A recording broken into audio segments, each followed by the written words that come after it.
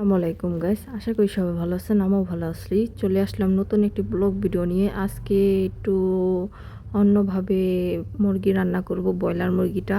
তো ভাবলাম আপনাদের সাথে শেয়ার করি। তো পুরো ভিডিওটি দেখার জন্য সাথেই থাকুন। এখানে আমি জিরা, আদা, রসুন, শুকনা মরিচ, পেঁয়াজ, টমেটো সব কিছু নিয়ে ব্লেন্ডার করে নিব। আর এই তো মুরগিটা আমি লবণ দিয়ে আর ভিনেগার দিয়ে ভিজিয়ে রেখেছিলাম। এখানে আমি কড়াই বসে দিলাম, কড়াইতে তেল দিয়ে দিব। তেল গরম হওয়ার পর এখানে আমি যে পেস্টটা করে রেখেছি ওই পেস্টটা দিয়ে দিব। এখানে পেস্টটা দেওয়ার পরে আমি দুইটা তেজপাতা দিয়ে দিব। তেজপাতা দেওয়ার পরে আমি একটু নেড়ে চেড়ে এখানে আমি স্বাদ মতন লবণটাও দিয়ে দিব। আর এই মশলাটা ভালো করে আমি ভেজে নিব, একদম কষিয়ে নিব ভালো করে।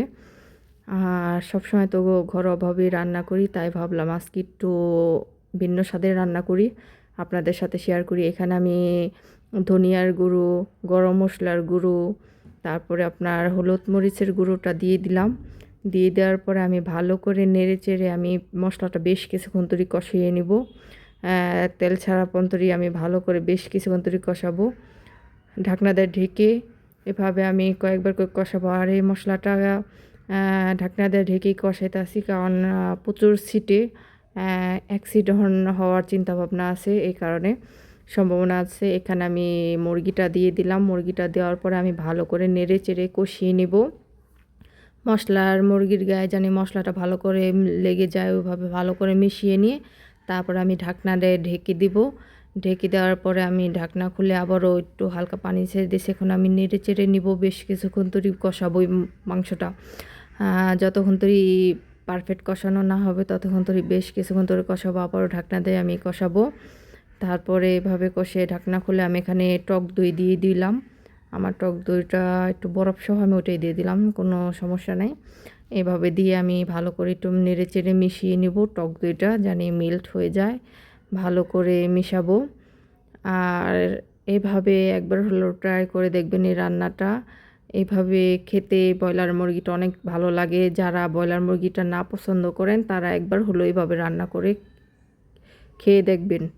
তো এখানে কষানো হওয়ার পরে আমি ঝোলের জন্য পানি দিয়ে দিলাম। পানি দেওয়ার পরে আমি ভালো করে মিশিয়ে আবারও ঢাকনা দিয়ে ঢেকে দিব।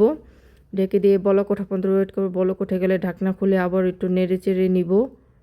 নেড়ে চেড়ে ভালো করে মিশিয়ে নেব। আর আমি এটা একদম মাখা মাখা করে ফেলবো, হালকা গ্রেভি ওরকম।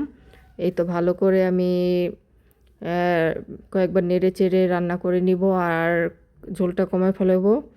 এইভাবেই আমি রান্নাটা করব।